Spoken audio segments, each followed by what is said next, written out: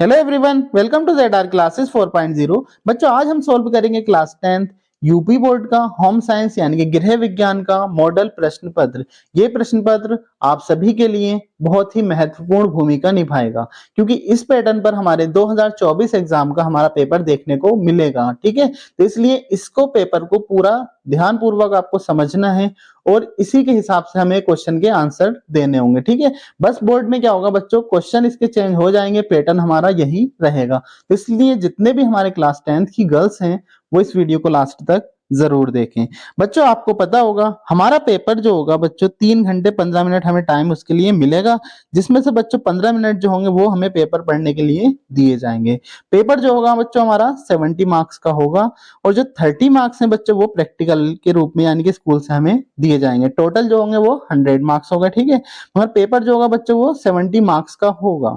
बच्चों मगर इसमें ध्यान रखना इन 70 में भी क्या होंगे, हमारे 20 ऑब्जेक्टिव टाइप क्वेश्चन आएंगे, यानी कि 20 हमारे OMR बेस्ड क्वेश्चन आएंगे और प्लस 50 मार्क्स के क्या होंगे, हमारे लघु और वर्णनात्मक प्रश्न यानी कि पेपर में हमें देखने को मिलेंगे। ओके, तो बच्चों जो पेपर है हमारा वो 2 खंडों में विभाजित होगा, यानी कि खंड आ और खंड क्या होगा बा। यानी कि आ में जो होंगे बच्चों वो 20 ऑब्जेक्टिव टाइप क्वेश्चन हमें पेपर में देखने को मिलेंगे और खंड बा जो होगा बच्चों वो क्या होगा, हमारा 50 मार्क्स का खंड बा होगा, जिसमें हमें वर्णनात्मक प्रश्न हमारे पेपर में पूछे जाएंगे। अब बच्चों ये ध्यान रखना ये 20 क्वेश्चन हमारे क्या होंगे, बिल्कुल भी गलत नहीं होने चाहिए। ओके, इसकी तैयारी मैं पूरी आपको स्टार्टिंग से करा दूंगा, बिल्कुल भी ऑब्जेक्टिव हमारे 20 में से बस 1-2 गलत हो कोई जरूरी नहीं है, मगर ये नहीं है कि पूरे आप 10-12 ऑब्जेक्टिव गलत कर दें। तो इसलिए इन ऑब्जेक्टिव को बिल्कुल भी गलत करने की कोशिश ना करें, ये हमारे परसेंटेज के लिए बहुत ही महत्वपूर्ण भूमिका निभाएंगे। बस बच्चों ये ध्यान रखना ये 20 जो ऑब्जेक्टिव हैं, ठीक है, इसको OMR पर भी ध्यान से भरना है। ठीक है, हमें पता है बच्चों 4 ऑप्शन OMR शीट में हमारे दिए जाएंगे। ठीक है, अब ये ध्यान पूर्वक भरना है, ये OMR हमारे बिल्कुल भी गलत नहीं होना चाहिए, नहीं तो चेक हमारी नहीं की जाएगी। ठीक है, अब ये ध्यान रखना है बच्चों, फर्स्ट पॉइंट इसमें बिल्कुल भी हमें OMR पे क्रॉस नहीं करना है। ठीक है, रेजर से इरेज नहीं करना है बिल्कुल भी इस टाइप से। ठीक है, व्हाइटनर का यूज बिल्कुल नहीं करना है। अगर आप क्वेश्चन का आंसर दे रहे हैं, ठीक है, अगर आप जैसे क्वेश्चन कोई कर रहे हैं उसका ऑप्शन एक सही है, ठीक है, जैसे ए सही है तो एक को बच्चों क्या करना है, पूरी तरीके से काला कर देना है, ऐसा करना है ये दूसरी पर बिल्कुल भी टच नहीं हो। ठीक है, अब ये ध्यान रखें अगर आपको लगता है कि हाँ हमने ये सही लगा दिया, उसके कुछ देर बाद क्या होता है बच्चों, आपने कहा हाँ ये तो हमारा गलत हो गया, हमारा ऑप्शन ये सही होना चाहिए था, तो फिर कुछ बच्चे क्या करते हैं, यही गलती कर देते हैं, तो इस पे भी क्या कर देते हैं, गोला भर देते हैं। तो ये गलती बिल्कुल भी नहीं करना है, अगर दोनों आपने भर दिए तब वो बिल्कुल ही हमारा क्वेश्चन क्या होगा, बिल्कुल ही खत्म। तो इसलिए जो एक बार भर दिया वही हमें रहने देना है, दोबारा से गोले को फिल नहीं करना है। OMR को बहुत ध्यान पूर्वक फिल करना है क्योंकि 20 नंबर हमारे बहुत ही इंपॉर्टेंट रोल प्ले करेंगे परसेंटेज के लिए। ओके, चलते हैं नेक्स्ट बच्चों। अब बच्चों इसमें देखना होगा हमें नेक्स्ट हमारे वर्णात्मक यानी खंड बा जो बता चुका हूं मैंने, कितना होगा 50 मार्क्स का होगा, जिसमें वर्णात्मक प्रश्न होंगे। ठीक है, उसके बाद बच्चों आता है मैं सॉल्यूशन, इसका ऑब्जेक्टिव टाइप क्वेश्चन का सॉल्यूशन स्टार्ट करा देता हूं। ठीक है, अब आप सभी को मैंने बता दिया है 20 ऑब्जेक्टिव होंगे हमारे और 20 मार्क्स के ही होंगे। प्रत्येक प्रश्न के 4 हमें क्या होंगे, ऑप्शन दे रखे होंगे, जिसमें से एक हमें टिक करके अपनी OMR पुस्तक पर क्या करना होगा, फिल करना होगा। बच्चों ये ध्यान रखें कि OMR पर ही फिल करना है, अपनी कॉपी में बिल्कुल भी नोट नहीं करें। कुछ बच्चे क्या करते हैं, क्वेश्चन में उसके आंसर लिख देते हैं, वो नहीं करना है, बस OMR पर ही उनके आंसर देना है। और खंड जो हमारा खंड बा होगा उसको हमें अपनी उत्तर पुस्तिका जो हमें कॉपी मिलेगी उस पर उसके आंसर देने होंगे। ओके, तो चलिए शुरू करते हैं हम आज का ऑब्जेक्टिव टाइप क्वेश्चन। ठीक है, तो आज का फर्स्ट प्रश्न है हमारा बच्चों, निम्न में से सुरक्षित चेक है। ऑप्शन ए है वाहक चेक, बी है हमारा, सेकंड है हमारा क्रॉस चेक, थर्ड है हमारा दोनों, फोर्थ है इनमें से कोई नहीं।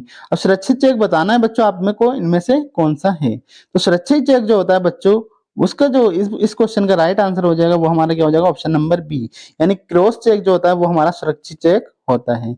इसके बाद नेक्स्ट क्वेश्चन है बच्चों, रोगी को ले जाने के लिए प्रयोग करना चाहिए। ऑप्शन ए है चरपाई फर्स्ट, सेकंड है हमारा डोली, थर्ड है हमारा कुर्सी और फोर्थ है हमारा स्ट्रेचर।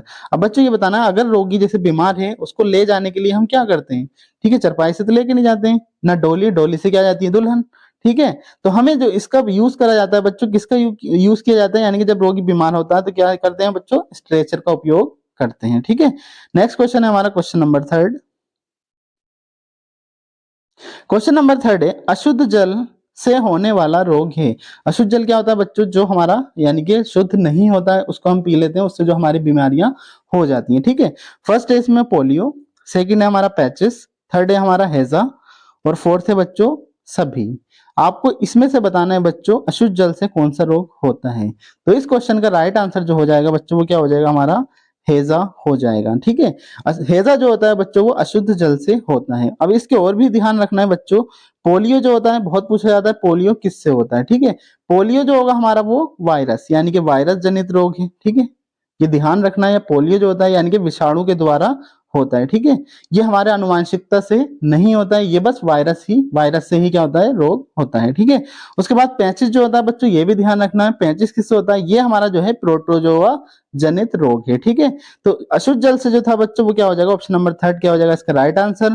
पोलियो जो होगा वो वायरस से होगा, पैंचिस जो होगा वो बच्चों प्रोटोजोआ जनित रोग होगा। ओके, चलिए चलते हैं नेक्स्ट क्वेश्चन पर। क्वेश्चन नंबर 4, वॉशिंग मशीन से बचत होती है।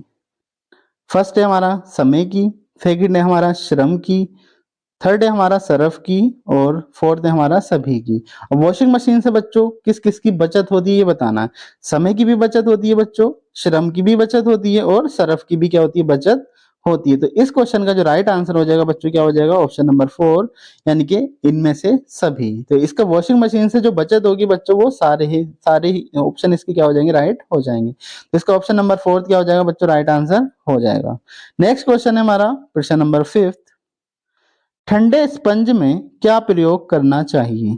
फर्स्ट है हमारा बर्फ का पानी, सेकंड है हमारा बर्फ और थर्ड है हमारा ताजा पानी और फोर्थ है हमारा घुली हुई बर्फ का पानी। तो बताओ बच्चों इस क्वेश्चन का राइट आंसर क्या हो जाएगा। तो इस क्वेश्चन का जो बच्चों राइट आंसर हो जाएगा वो हो जाएगा हमारा ऑप्शन नंबर फर्स्ट, बर्फ का पानी। ठंडे स्पंज में बच्चों बर्फ का पानी ही हमें उपयोग करना चाहिए। अब बर्फ का उपयोग नहीं करना चाहिए। ठीक है, बर्फ से क्या होगा बच्चों, बर्फ घुलकर ही क्या बनता है, बर्फ का पानी हमें मिल जाता है। ठीक है, तो स्पंज के लिए हमें बर्फ के पानी का प्रयोग करना चाहिए। नेक्स्ट क्वेश्चन है हमारा, वाटर फिल्टर में कोस्ट होते हैं। ठीक है, अब बच्चों बताना वाटर फिल्टर में कितने कोस्ट होते हैं। ठीक है, अब बच्चों ये ध्यान रखना अब तो बहुत सारे कोस्ट इसमें आ चुके हैं, तो इसलिए इस ऑप्शन में अगर हो तो जितना भी हमारा मैक्सिमम यानी कि जितना बड़े ऑप्शन हो यानी कि संख्या में ज्यादा हो वही उसका ऑप्शन हम टिक करें। ओके, तो इसमें सबसे बड़ा देख लो कौन सा है हमारा, 1, 2, 3 या 4। बच्चों इस क्वेश्चन का जो राइट आंसर आपका होगा वो ऑप्शन नंबर 4 हो जाएगा, यानी कि वाटर फिल्टर में जो कॉस्ट होते हैं वो 4 से भी ज्यादा होते हैं बच्चों। इस टाइम तो क्या हो रहे हैं, बहुत ज्यादा आ रहे हैं ओके कॉस्ट उसमें, तो इसलिए जो इसमें बड़ा हो बच्चों वही आंसर क्या करें, उसका टिक करें। ओके, नेक्स्ट क्वेश्चन है बच्चों हमारा क्वेश्चन नंबर 7, मोती झरा का संप्राप्ति काल है। फर्स्ट है हमारा 7 से 21 दिन, सेकंड है हमारा 2 से 3 दिन, थर्ड है हमारा 4 से 6 दिन और फोर्थ है हमारा इनमें से कोई नहीं। यानी कि खत्म होने वाला काल मोतीझरा का कौन सा है ये आपको बताना है। तो इस क्वेश्चन का जो राइट आंसर हो जाएगा बच्चों ऑप्शन नंबर फर्स्ट हो जाएगा, यानी कि 7 से 21 दिन क्या है, मोतीझरा का क्या है, संप्राप्ति काल है। ओके, नेक्स्ट क्वेश्चन है हमारा क्वेश्चन नंबर 8। क्वेश्चन 8 है बच्चों हमारा इसमें, रुधिर की शुद्धि किस अंग में होती है। ये आपको बताना है जो ब्लड होता है वो हमारा क्या होता है, शुद्ध जो होता है वो किस अंग में होता है हमारी बॉडी के। ओके, फर्स्ट है हमारा पाचन अंग, सेकंड है हमारा फुफ्फुस और थर्ड है हमारा हृदय, फोर्थ है हमारा त्वचा। बच्चों आपको इसका ऑप्शन बताना है। अब ये भी ध्यान रखें बच्चों, पाचन अंग जो होता है वो हमें पता है ये ब्लड को यानी कि जो ब्लड होता है उसको शुद्ध नहीं करता है, ये बस क्या करता है हमारे भोजन को डाइजेस्ट यानी कि डाइजेशन जो होता है वो हमारा पाचन के द्वारा होता है। ठीक है, उसके बाद हृदय जो होता है बच्चों, हृदय क्या करता है, बस ब्लड को क्या करता है, पंप करता है, यानी कि ब्लड को क्या करता है, पंप करने का काम करता है। तो इस क्वेश्चन का जो राइट आंसर हो जाएगा बच्चों ऑप्शन नंबर सेकंड हो जाएगा, फुफ्फुस। फुफ्फुस जो होता है बच्चों वो रुधिर को शुद्ध करने का काम करता है। ओके, तो इस क्वेश्चन का राइट आंसर जो हो जाएगा ऑप्शन नंबर सेकंड हो जाएगा। नेक्स्ट और 9 और इंपॉर्टेंट क्वेश्चन है बच्चों ये हमारे एग्जाम के लिए, भोपाल दुर्घटना किसका उदाहरण है। ऑप्शन फर्स्ट है वायु प्रदूषण, सेकंड है हमारा जन प्रदूषण, जन नहीं होगा बच्चों ये जल प्रदूषण होगा, इन्होंने गलत वो गलत टाइप इसमें कर दिया है। ओके, थर्ड है हमारा ध्वनि प्रदूषण और फोर्थ है हमारा रेडियो धर्मी प्रदूषण। इसको बताना है बच्चों भोपाल दुर्घटना किसका उदाहरण है। बच्चों आपको पता होगा ये भोपाल दुर्घटना है क्या, ठीक हो, मैं आपको बता देता हूँ, थोड़ा एक्सप्लेन कर देता हूँ। क्या हुआ था हमारा 2 दिसंबर 1984, ठीक है। तो बच्चों क्या हुआ था, भोपाल में एक फैक्ट्री थी, यूनियन कार्बाइड फैक्ट्री, ठीक है। उसमें क्या हुआ था बच्चों, एक जहरीली गैस लीक हो गई थी, ठीक है। क्या हुआ उसमें, जहरीली गैस क्या हो गई थी, लीक हो गई थी। और उस गैस का नाम क्या था हमारा, MIC। ये भी ध्यान रखना बच्चों, क्वेश्चन आता है, जितने मैं पॉइंट बताऊं ये ध्यान रखना है, ठीक है।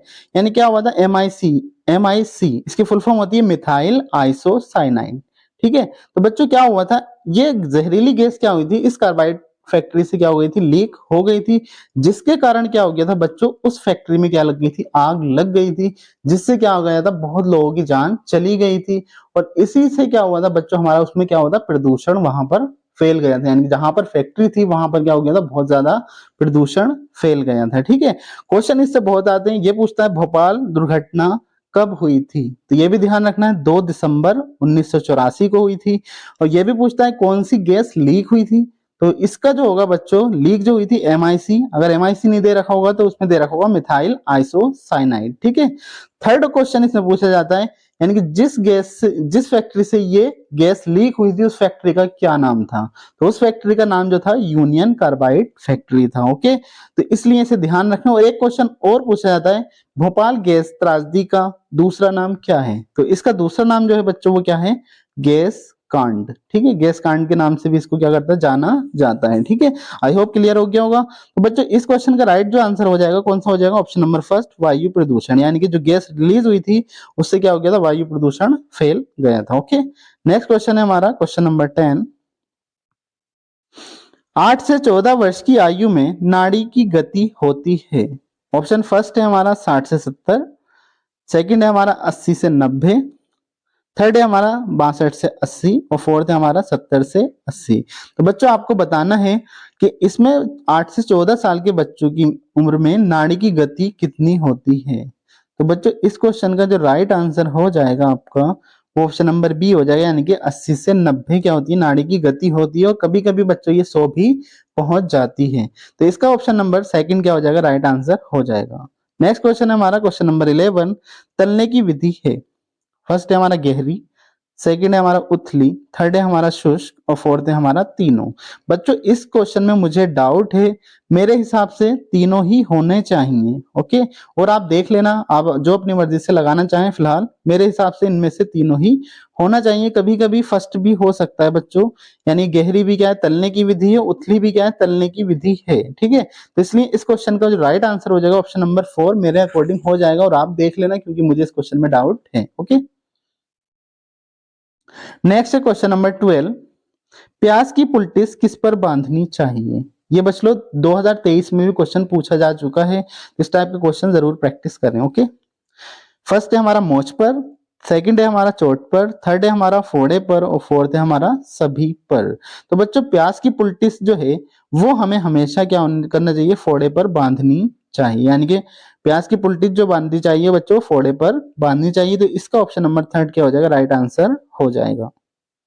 नेक्स्ट क्वेश्चन पर चलते हैं हम बच्चों। आज का 13 क्वेश्चन है हमारा, प्राकृतिक असंतुलन से कौन सी आपदा होती है।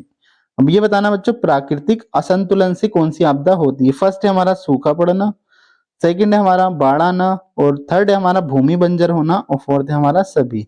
बच्चों इस क्वेश्चन का आपको बताना है क्या होगा इसका राइट आंसर।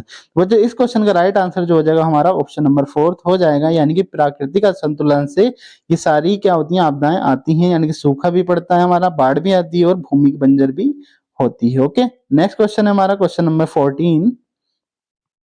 सूती तंतु प्राप्त होता है, फर्स्ट है हमारा रसायनों से, सेकंड है हमारा पशुओं से, थर्ड है हमारा वनस्पति से और फोर्थ है हमारा इनमें से कोई नहीं। अब ये बताना बच्चों, सूती जो तंतु है वो किससे प्राप्त होता है आपको, ठीक है।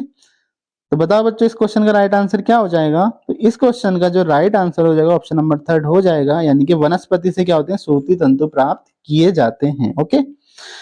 चलते हैं नेक्स्ट क्वेश्चन पर, क्वेश्चन नंबर 15।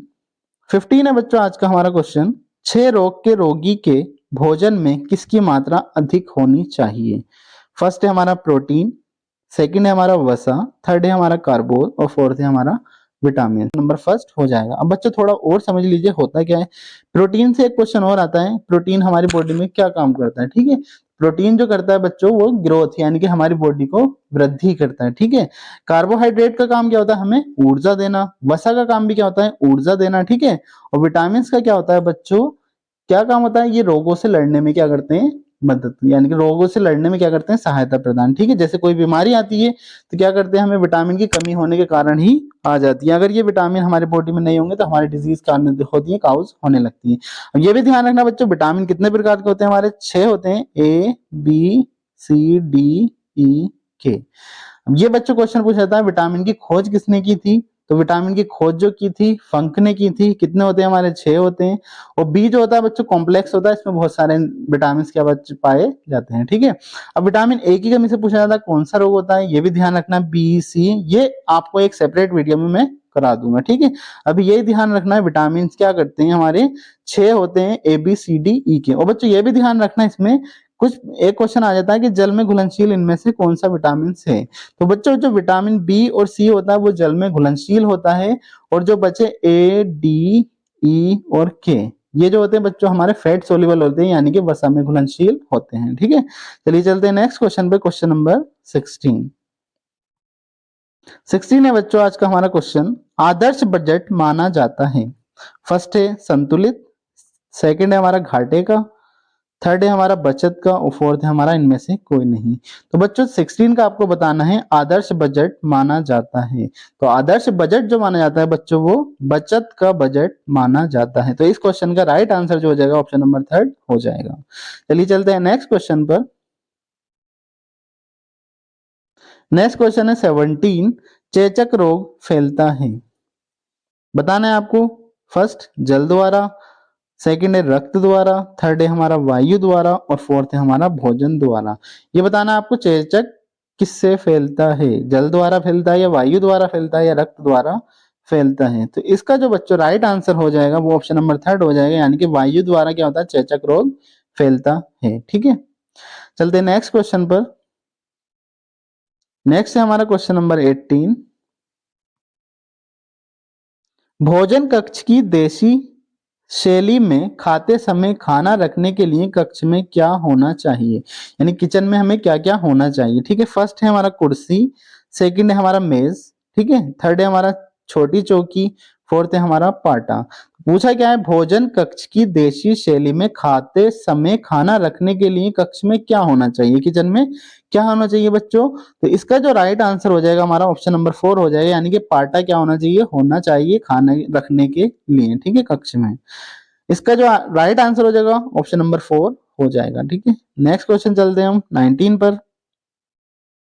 क्वेश्चन नंबर 19 है हमारा, शरीर की बाह्य सतह पर पाए जाने वाले कंकाल को क्या कहते हैं, ये आप सभी को पता होगा, ठीक है। फर्स्ट ऑप्शन है हमारा बाह्य कंकाल, सेकंड है हमारा अंत कंकाल, थर्ड है अस्थि कंकाल, और फोर्थ है इनमें से सभी। तो बच्चों इस क्वेश्चन का जो राइट आंसर हो जाएगा आपका जो हो जाएगा वो ऑप्शन नंबर फर्स्ट हो जाएगा, यानी कि बाह्य कंकाल को क्या बोलते हैं हम, बाहरी सतह पर पाए जाने वाला कंकाल बोलते हैं। नेक्स्ट और लास्ट क्वेश्चन है हमारा क्वेश्चन नंबर 20। आज का नेक्स्ट क्वेश्चन है बच्चों, श्वास गति व नाड़ी गति में क्या संबंध होता है, संबंध बताना है आपको, श्वास गति व नाड़ी गति में संबंध आपको बताना है, ओके। फर्स्ट है हमारा 1:4, सेकंड है हमारा 2:3, 2:3, ठीक है, थर्ड है हमारा 1:10, और फोर्थ है हमारा 2:12। अब बच्चों इसके लिए आपको ध्यान रखना होगा, पहले 1 मिनट में जो होता है बच्चों हम कितनी बार सांस लेते हैं पता है आपको, 1 मिनट में जो होता है बच्चों हम 16 से 17 बार क्या करते हैं, सांस लेते हैं, ठीक है। और नाड़ी की स्पीड जो होती है वो बच्चों कितनी होती है, 72 बार। तो इन दोनों का बच्चों रेशियो बताना था, ठीक है। यानी कि अगर 1 मिनट में हम कितने लेते हैं, हम 16 से 17 बार सांस लेते हैं, और नाड़ी की स्पीड जो होती है वो बच्चों कितनी होती है, 72 बार 1 मिनट में, ठीक है। तो इसका राइट आंसर जो हो जाएगा बच्चों ऑप्शन नंबर फर्स्ट हो जाएगा, 1:4 जो होगी श्वास गति व नाड़ी गति में संबंध होगा, ठीक है। तो इस क्वेश्चन का राइट आंसर जो हो जाएगा वो क्या हो जाएगा, फर्स्ट हो जाएगा 1:4, ठीक है। अब चल दो बच्चों हमारे क्या हुए 20 ऑब्जेक्टिव टाइप क्वेश्चन हमारे कंप्लीट हो गए, इन्हें ध्यान से करना है, और ऑब्जेक्टिव टाइप की वीडियो में आपको प्रोवाइड करा दूंगा, ठीक है। तो इसलिए इन क्वेश्चन को जरूर करें और इस पैटर्न को जरूर समझ लें। ओके, चलिए चलते हैं नेक्स्ट और खंड बा पर, जो हमारे 50 मार्क्स का पूछा जाएगा, ठीक है। इसका सॉल्यूशन अलग से मैं वीडियो में और करा दूंगा, जो हमारे वर्णनात्मक प्रश्न हैं। फिलहाल मैं इसको समझा देता हूँ थोड़ा सा जल्दी जल्दी स्पीड में। जो हमारा खंड बा होगा बच्चों, ठीक है, इसमें 21 से 26 तक अति लघु प्रश्न पूछे जाएंगे, ठीक है। इसी पैटर्न पर हमारे क्वेश्चन पूछे जाएंगे, ठीक है। तो इसलिए ध्यान से इसको ऐसे ही करना है और इतने ही इसी सीक्वेंस में हमारे क्वेश्चन हमारे उसमें दे रखे होंगे। ओके, अब जो एक प्रश्न जो होगा बच्चों, वो कितने मार्क्स का होगा? हमारा 2 मार्क्स का एक प्रश्न होगा, यानी कि अति लघु जो होगा हमारा 2 मार्क्स का एक क्वेश्चन होगा। टोटल जो होंगे हमारे 6 क्वेश्चन होंगे और 12 मार्क्स के टोटल हमारे होंगे। जैसे हमारा क्वेश्चन नंबर बच्चों ये ध्यान रखना है, हमारा जो 20 हमारा लास्ट ऑब्जेक्टिव खत्म हुआ था, तो ये जो होंगे 21 से ही शुरू होंगे। ओके, यानी कि 21 से शुरू होंगे, 22 23 लास्ट में चलते रहेंगे। तो ये नहीं है क्वेश्चन कभी आप आंसर देते समय इसका प्रश्न नंबर फर्स्ट डालें, ठीक है। तो ये ध्यान रखें, जो हमारा पेपर में क्वेश्चन नंबर दे रखा है वही हमें उसकी उत्तर पुस्तिका में लिखना है। ये नहीं है अगर हमारे 20 ऑब्जेक्टिव खत्म हो गए और हमारा 21 से शुरू हो और हम डालना है प्रश्न नंबर फर्स्ट, तो ये गलती बिल्कुल भी नहीं करना है। जो प्रश्न नंबर हमारे पेपर में दे रखा है वही हमें अपनी उत्तर पुस्तिका में लिखना है। ओके, फर्स्ट है हमारा इसमें 21 क्वेश्चन है हमारा इसमें, लचीले बजट से क्या तात्पर्य है। 22वां है हमारा, ओजोन परत का क्या महत्व है। 23 जो है हमारा, नाप लेने की कोई 2 विधियों के नाम बताना है आपको, ठीक है। 24 है हमारा, मौज किसे कहते हैं, ये आपको बताना है। 25 है हमारा, खड़े होकर भोजन पकाने से क्या लाभ है, ये आपको बताना है। और 26 है हमारा, ठंडी सेक की विधियां बताइए। अब बच्चों ये जो विधियां पूछी हैं, तो हमें हेडिंग डालना है, फर्स्ट क्या करना है, ठंडी सेक की विधियां। उसके बाद लिख देना है ठंडी सेक की प्रमुख विधियां निम्नलिखित हैं। उसके बाद आंसर दें, या तो पॉइंट में दें या फिर नंबर डाल के दें। ये नहीं है एक ही लाइन में लिख दें, ठीक है। यानी कि या तो पॉइंट डाल के दें या फिर नंबर डाल दें, यानी कि पहली विधि, दूसरी, जो भी हमारी पहली विधि होगी वो डालें, फिर दूसरी विधि नई लाइन से, फिर तीसरी, और इसे ब्लैक से ही चाहे लिख दें। जितना अच्छे से लिखेंगे होम साइंस में उतने ही मार्क्स अच्छे आप ले आएंगे। ओके, नेक्स्ट चलते हैं। हमारा जो नेक्स्ट वाला हमारा सेक्शन होगा वो हमारे होंगे क्या, 27 से 31 तक लघु प्रश्न पूछे जाएंगे, ठीक है। एक प्रश्न जो होगा बच्चों वो 4 मार्क्स का होगा, ये भी ध्यान रखना है। और जो लघु होंगे हमारे 5 क्वेश्चन होंगे, यानी कि टोटल कितने होंगे हमारे 20 मार्क्स के ये होंगे। ओके, जैसे हमारा 27, अब 26 पर वो खत्म हुआ था हमारा, अब ये किस पे होगा बच्चों, 27 से क्या हो गए शुरू, ठीक है। प्रश्न ध्यान से पढ़ना है और इसी हिसाब से हमें उत्तर भी देने हैं, ठीक है। 27 हमारा पूछा है, इसमें कार्बोहाइड्रेट एवं प्रोटीन पोषक तत्व की सुरक्षा के उपाय लिखिए, ठीक है। तो बच्चों इसे ध्यान से लिखना है, यानी कि 50 शब्दों के अंतर्गत पूछा है। तो जितने अच्छे से आप, जितनी हैंड राइटिंग साफ करके और जितने ज्यादा लिख देंगे उतने ही होम साइंस में नंबर ले आएंगे। 28 है हमारा, शरीर में जल के 29 क्वेश्चन मैं आपको सोल्व करा देता हूँ, ठीक है। क्वेश्चन है हमारा, एक साइकिल का क्रय मूल्य 1600 रुपए है, यदि इसका विक्रय मूल्य 2000 रुपए है तो लाभ प्रतिशत आपको बताना है, ठीक है। अब बच्चों क्रय मूल्य इसमें दे रखा है हमारा 1600। क्रय मूल्य क्या होता है, जितने में हमने कोई चीज खरीदी। विक्रय मूल्य क्या होता है, हमने जितने में बेची। तो बच्चों इसमें हमें दिख रहा है 1600 में खरीदी और 2000 में बेची, तो क्या हुआ, हमें लाभ हुआ है, ठीक है। तो इसका फॉर्मूला होता है बच्चों लाभ निकालने के लिए, लाभ बराबर क्या होता है हमारा, विक्रय मूल्य, शॉर्ट में लिख देता हूं, माइनस क्या होता है, क्रय मूल्य, ठीक है। क्या होता है, विक्रय मूल्य माइनस क्रय मूल्य। अब विक्रय मूल्य कितना है इसमें 2000, ठीक है, और माइनस क्रय मूल्य कितना है हमारा 1600। ओके, अब 2000 में से 1600 के बच्चों कितने बचे, 400, यानी कि 400 का बच्चों क्या हुआ, लाभ हो गया, ठीक है। उसके बाद क्या करना है बच्चों, पूछा क्या, लाभ का प्रतिशत, ठीक है। अब ये हमारा लाभ आ गया, कितना आ गया हमारा 400 रुपीज। ओके, अब लाभ प्रतिशत निकाल लेते हैं। लाभ प्रतिशत का जो हमारा फॉर्मूला होता है, यानी कि लाभ प्रतिशत निकालना है हमें, ठीक है, बराबर क्या होता है बच्चों, लाभ और बटे में क्रय मूल्य और गुणा में 100, ठीक है। ये क्या होता है बच्चों, लाभ प्रतिशत निकालने का फॉर्मूला। अब लाभ कितने का हुआ था, आप सभी को पता है कितने का हुआ था, 400 का, भी हमने सोल्व किया। क्रय मूल्य कितना था बच्चों, क्रय मूल्य लगाना है, विक्रय मूल्य नहीं लगाना है, यानी कि जितने में हमने खरीदी है कोई वस्तु, ठीक है, 1600, ठीक है। गुणा में क्या आ जाएगा हमारा 100। ओके, 0 से 0 गए, ठीक है, कट गए। बचा क्या, 4 एकम 4 और 4 चौक 16। वो अपने हिसाब से कैसे भी मल्टीप्लाई कर दो, यानी कि 4 की या 100 से कर दो आप, या फिर डिवाइड करके वो अपने हिसाब से कर देना। ठीक है, यानी कि या तो 400 की 100 से गुणा करो, 0 से 0 काट दो, नहीं तो 0 से 0 काट दो, वो कैसी भी आप अपने हिसाब से कर लें। ठीक है, यानी कि 4 एकम 4 4 चौक 16। अब इधर कितने बच्चे बच्चों, दोबारा से मैं करा देता हूँ आपको। यानी कितना था हमारा लाभ, कितना था 400, और बटे में कितना था हमारा क्रय मूल्य 1600। ठीक है, गुणा में क्या गए हमारे 100। ठीक है, 2 जीरो से 2 जीरो गए। अब बचे क्या, 4 एकम 4 और 4 चौक 16। बच्चे 2 जीरो बचे, ऊपर कितना बचा हमारा 100 ही तो बचा, ऊपर 100 बचा और नीचे कितना बचा 4। ठीक है, अब इसको डिवाइड कर दो, 4 दूनी 8 और 4 पंजे 20। बच्चों यही क्या आ गया, इसका राइट आंसर होगा, यानी कि लाभ परसेंट निकालना था हमें। लाभ परसेंट कितना आ गया हमारा, 25% आ गया। ओके, नेक्स्ट क्वेश्चन है हमारा निर्देश, यानी कि 32 से 34 हमारे क्वेश्चन, कौन से क्वेश्चन आएंगे हमारे, दीर्घ उत्तरीय प्रश्न। ठीक है, अब इनको प्रश्न को बच्चों 100 शब्दों में लिखना हो, कम से कम 100 शब्द होना चाहिए। 3 क्वेश्चन होंगे, एक प्रश्न हमारा 6 मार्क्स का होगा, टोटल क्या होंगे 18 मार्क्स के हमारे प्रश्न पूछे जाएंगे। ओके, इसमें जो क्वेश्चन होंगे बच्चों हमारा, यानी कि 32 से हमारे 34 तक होंगे। जैसे पारिवारिक व्यय का क्या तात्पर्य है, पारिवारिक व्यय को प्रभावित करने वाले कारकों का वर्णन कीजिए। अब बच्चों ये ध्यान रखना है अथवा में, यानी कि अगर 32 है तो इसके अथवा में एक क्वेश्चन दे रखा है। ठीक है, तो ये ध्यान रखना, जो क्वेश्चन हमें ज्यादा अच्छे से आता हो और जिसका आंसर बड़ा हो वही क्वेश्चन करें आप। ठीक है, अब ये ध्यान रखेंगे अथवा में है तो यानी कि या तो ये कर दो या ये वाला, ये नहीं है ये दोनों हमने कर दिए और आगे के छोड़ दिए, यानी कि ऐसे कर देते हैं कुछ बच्चे, क्या करते हैं यहीं से हमने 3 क्वेश्चन करे और आगे के बिल्कुल छोड़ दिए, तो यानी कि प्रत्येक प्रश्न से एक क्वेश्चन ही हमें करना है। ठीक है, अथवा वाला है तो उसमें से एक ही प्रश्न का उत्तर देना है हमें। ठीक है, जैसे 32 में हमारे 2 थे, इनमें से कोई एक करना है आपको, ये नहीं है दोनों कर दें। ठीक है, उसके बाद जैसे 33 में इसमें से भी अथवा दे रखा है तो इसमें से भी आपको क्या करना है, एक ही कोई करना है, या तो ये कर दें या फिर ये। और लास्ट हमारा 34, इसमें कोई भी हमारा ऑप्शन नहीं है, तो ये हमें कंपलसरी यानी कि करना ही है। तो यानी कि इसका ऑप्शन नहीं है, और पेपर में भी हमें ऐसे ही मिलेगा, इसका ऑप्शन नहीं मिलेगा, तो इसलिए ये ध्यान से दें। ठीक है, आई होप ये पूरा पेपर आपको क्लियर हो गया होगा। अगर कोई भी डाउट है तो आप मुझे कमेंट्स में बोल सकते हैं। Thanks for watching this video.